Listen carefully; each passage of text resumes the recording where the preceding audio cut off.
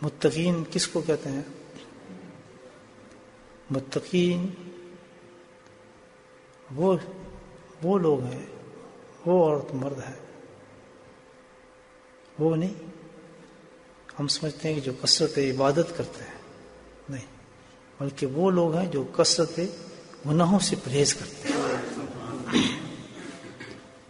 کہ زیادہ عبادات بہت بڑی چیز ہے، بہترین چیز ہے، اس میں کوئی شک نہیں، لیکن گناہ سے پرہیز نہ کرنے پر عبادات کو ضائع ہو جاتی ہے، انسان کی اس کی ساری معاملات ختم ہو جاتے ہیں.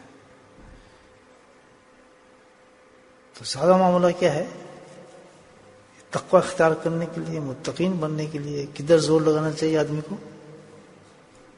گناہوں سے بچنے پر. ہمیں یہ خیال رہتا ہے کہ بھئی ہم کثرت عبادات جتنی کر لیں گے بس، اور پھر سوچتے ہیں کہ بھئی اللہ والا بننے کے لیے، اللہ والے قریب ہونے کے لیے، اللہ کی محبت کے لیے ہمارا جو معیار ایک ہے کثرت عبادت ہے. لیکن اللہ سبحانہ کا جو معیار ہے وہ کثرت عبادت نہیں. اگر کوئی انسان اتنی کر لے کہ جو فرائض اللہ پاک نے دیے ہیں،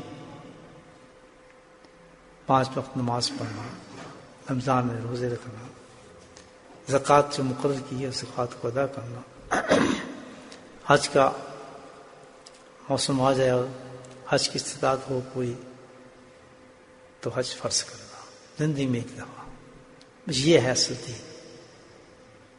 اس کے ساتھ اگر آدمی اتنے رکھ لے، کوئی نفل نہ پڑھے، کوئی تہجد نہ پڑھے، کوئی اشراق نہ پڑھے، اور کوئی لمبے چوڑے چکر نہ کرے، کوئی 10 حج نہ کرے، 10 عمرے نہ کرے، پرواہ نہیں. اس کے ساتھ اگر کوئی انسان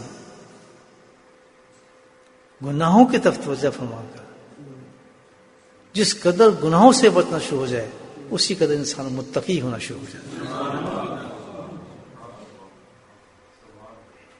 اتنی کافی ہے. ہم کیا کرتے ہیں کہ اس طرف بے انتہا زور ہوتا ہے، نوافل کی طرف. ایسی ہے نا بھائی، اب کسی کو ہم کہیں گے یہ بڑا نیک آدمی ہے تو سب سے پہلے دیکھیں گے یہ تہجد پڑھتا ہے نہیں پڑھتا، اشراق پڑھتا ہے نہیں پڑھتا، یہ فلاں نوافل پڑھتا ہے کہ حج اس نے کتنے دفعہ کیے، جی بڑا حج کر دے یہ تو بڑا نیک آدمی ہے. جی یہی ہے نا ہمارا معیار. اچھا جی ہاں جی پھر دیا ہے جی، اس سال پھر چلا گیا، ماشاء اللہ جی بڑا نیک آدمی ہے، بڑا جی فلاں. صحیح ہے الحمدللہ، اس میں کوئی شک نہیں، ہم نہیں کہتے. لیکن نیک تو وہ ہے جس کو اللہ نیک کہے، لوگوں کا تھوڑی ہوتا ہے. اللہ پاک کہتا ہے میرے نیک تو وہ آدمی ہے سبحان اللہ کہ یہ میرے فرائض ادا کر دے وقت پہ اور بس پھر گناہوں سے پرہیز کر. کہ وہ نافرمانی ہے اللہ تعالیٰ کی، اللہ تعالیٰ کو نافرمانی پسند نہیں ہے. تو یہ بات اس لیے عرض کر رہا ہوں کہ ہم لوگ الحمدللہ تزکیہ کے اسٹوڈنٹ ہیں، تو ہمیں اپنا منزل کا صحیح تعین کر لینا چاہیے. اس لیے ہم بیٹھتے ہیں، جمع ہوتے ہیں کہ وہی سبق دہرا لیے جائیں تاکہ ادھر ادھر نہ ہو جائے. تو ہمیں کس پہ زور لگانا ہے جی؟ پھر کیا بنیں گے؟ متقی بنیں گے. سبحان اللہ. جس کے قرآن کی آیتیں پڑھنا شروع کریں تو الحمدللہ تقویٰ کے ایسے ایسے انعام اللہ نے عطا فرمایا ہے، ایسے ایسے. جب بھی اونچا انعام عطا فرماتے ہیں نا قرآن میں تو فوراً کہہ دیتے ہیں کہ متقی کے لیے ہے.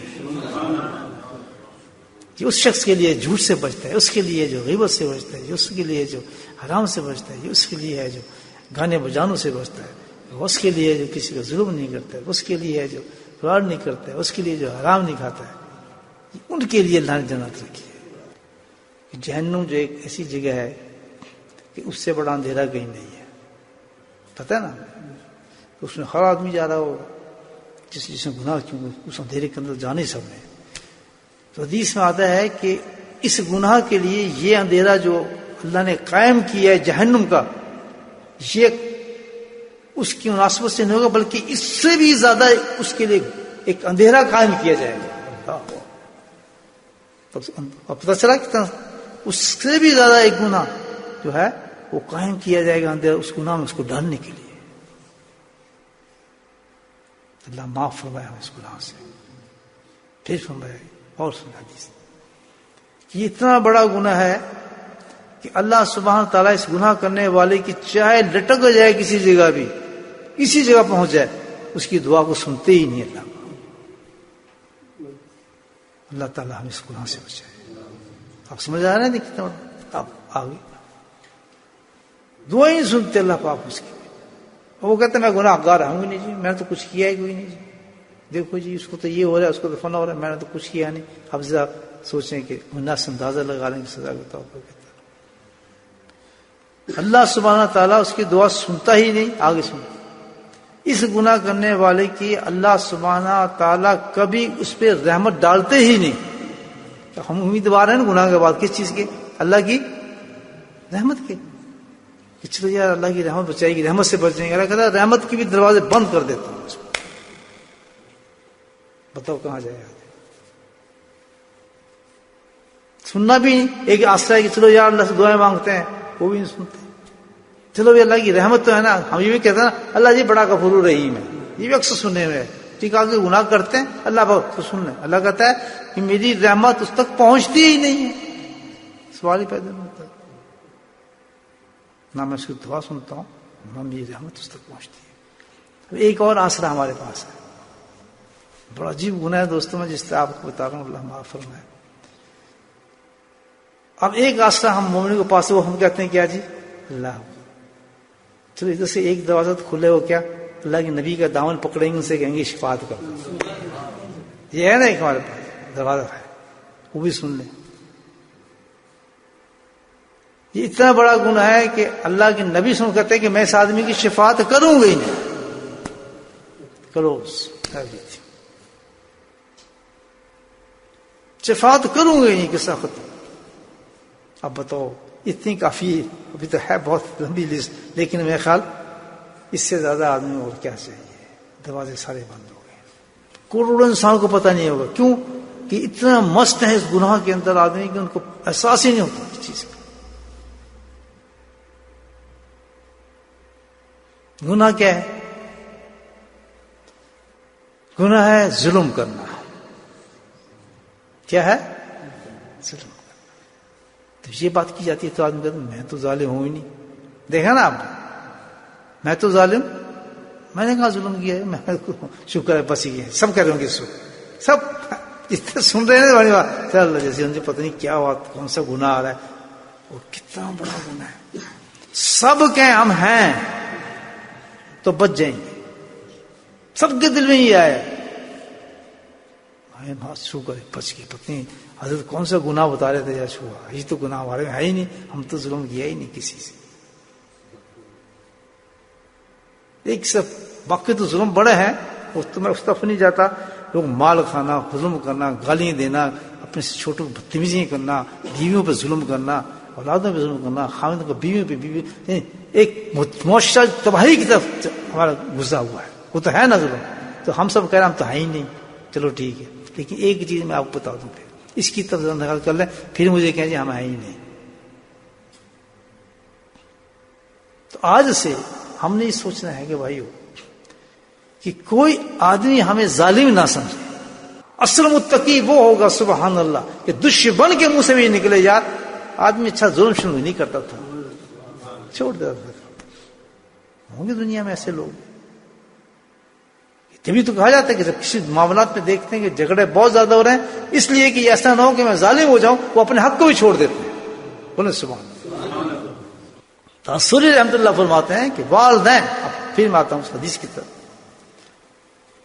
دیکھا کتنی اہمیت والدین کی. اب سنیں حدیث کہ ظالم کون ہوا آخرت کے اندر. فرمایا وہ شخص جو اپنے لیے تو دعا مانگ رہا ہے لیکن اپنے والدین کو، جسمانی اور روحانی والدین کو جس نے پال رہا ہے اس کو، وہ اور سبحان اللہ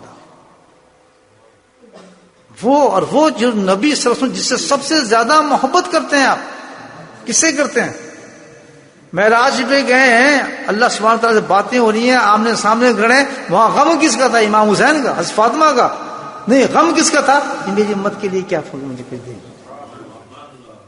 اللہ کے نبی نے ان کو تحفہ دیا، میری امت کے لیے کچھ اس کے تو کچھ کریں. اندازہ لگائے محبت کا، آپ امت سے کیسی محبت تھی. تو اللہ نے کہا ٹھیک ہے پھر میں ایسی چیز تجھے دیتا ہوں کہ وہ بھی کیا یاد رکھی کہ آج تیری میری ملاقات ہے، تو مجھے دیکھ رہا ہے، میں تجھے دیکھ رہا ہوں، تو تیری امت کو بھی یہی مزہ دے دیتا ہوں. چل پکڑیے 5 نمازیں، ہر نماز میں یہ مزہ آئے گا اس کو. کہتے نہیں نماز کیا ہے؟ مومن کی کیا ہے کہ تو آسمانوں پہ دیکھے گا، تیری محبت کا تقاضا یہ ہے کہ تیری امت جو ہے زمین پہ بیٹھ کے سجدہ کرے گی اور مجھے دیکھے گی. اللہ نے کہا ہے نا کہ جب سجدہ کرو تو ایسے کرو جیسے تم مجھے دیکھ رہے ہو. تو دیکھتے ہوں گے نا کوئی لوگ جن کی روحیں صحیح ہوں گی، جن کے روحانی باپ ہوں گے، جنہوں نے ان کو تیار کیا ہوگا، تو واقعی اللہ کو دیکھتے ہیں سجدہ. کہتے ہیں آج جو بچہ بیکار، تیرا باپ کوئی نہیں، باپ ہی کوئی نہیں جی. جس کے باپ نہیں ہوتے پھر بچے بیکار ہوتے ہیں بیچارے، گلی میں پھرتے ہیں، ادھر پھرتے ہیں. باپ سر پہ ہو تو اس کی حفاظت کرتا ہے، اس کو اسکول بھیجتا ہے، مدرسے بھیجتا ہے، حافظ بناتا ہے. باپ کرتا نہیں یہ کام. اسی طرح وہ لوگ یتیم ہیں جن کی روحیں گناہوں میں ڈوبی ہوئی ہیں، ان کے باپ ہی کوئی نہیں. سبحان اللہ. اور جن کے روحانی باپ ہوتے ہیں وہ گناہ کرنے ہی نہیں دیتے، اسکول بھیجتے ہیں، ان کو باقاعدہ ان کی حفاظت کرتے ہیں. حافظ بن جائے تو وہ کرتا تھا. باتیں سمجھ رہے میری؟ 100% ہاتھ کھڑا کرو سمجھ رہے. چلیں صحیح ہے. اب حدیث کی طرف کہ جو خود تو دعا کر رہا ہے اور دعا کے ہم ہر لمحے موقع دیتے ہیں انسان کو. کسی وقت بھی بندہ دعا مانگ سکتا ہے اور خوب مانگے دعا، نفل کے بعد، فرض کے بعد، تلاوت کے بعد، ذکر کے بعد. ویسے ہی دل کر رہا ہے تو سجدہ کر کے دعا مانگے. ہر وقت دعا کر سکتا ہے. یہ کوئی نہیں ایک دفعہ درود شریف پڑھا دعا مانگ لی، یہ کوئی وقت تو نہیں اللہ تعالیٰ کو مانگنے کا. جس وقت چاہے مانگے. یہ تو ایک درجے رکھتے ہیں کہ اس وقت خاص میری رحمت ہوتی ہے. اگر فرض کے بعد مانگو گے تو خاص رحمت میری ہوتی ہے. اس وقت خانہ کعبہ تو ہی مانگو گے تو خاص رحمت وہاں میری ہوگی. کسی اللہ والے کی محفل میں مانگو گے وہاں خاص رحمت ہوگی. وہ تو خاص جگہیں اللہ نے بتا دی ہیں. لیکن مانگنے کا فرمایا کہ کسی ہیزیٹیٹ نہ کرو، ہیزیٹیٹ مت کرو. ہیزیٹیشن نہیں ہے اس میں، ہیزیٹیٹ مت کرو. جب تجھے اپنے رب سے ضرورت پڑے وہیں کھڑو کے مانگ لو. فاستجب لکم، مانگ میں دے دوں گا. گلی میں مانگ لے، سڑک میں مانگ لے، پار مانگ لے، بس پہ مانگ لے، کوئی میرے تیرے درمیان پردہ نہیں ہے. کیوں کہ میں دینے والا ہوں اور تو لینے والا. یہ رشتہ ہے ہمارے. تو اپنے لیے دعا مانگ رہا ہے، اپنے روحانی باپوں کو چھوڑ رہا ہے، جسمانی باپوں کو بھول رہا ہے، اور تو سرکار کی امت کو بھول رہا ہے. تو فرمایا سب سے بڑا ظالم یہی ہوگا آخرت کے اندر. سمجھ آئیں گے محمد بھائی جان؟ اب بتاؤ کہ ظلم کتنی بڑی چیز ہے. حدیث ہوگی غالباً کہ جو شخص اپنے لیے دعا مانگ رہا ہو اور اپنے والدین کو بھول رہا ہو اور نبی پاک کی امت کو بھول رہا ہو، مسلمانوں کو بھول رہا ہو، ان کے لیے دعا نہیں کر رہا، تو سب سے بڑا ظالم وہ ہوگا آخرت کے اندر.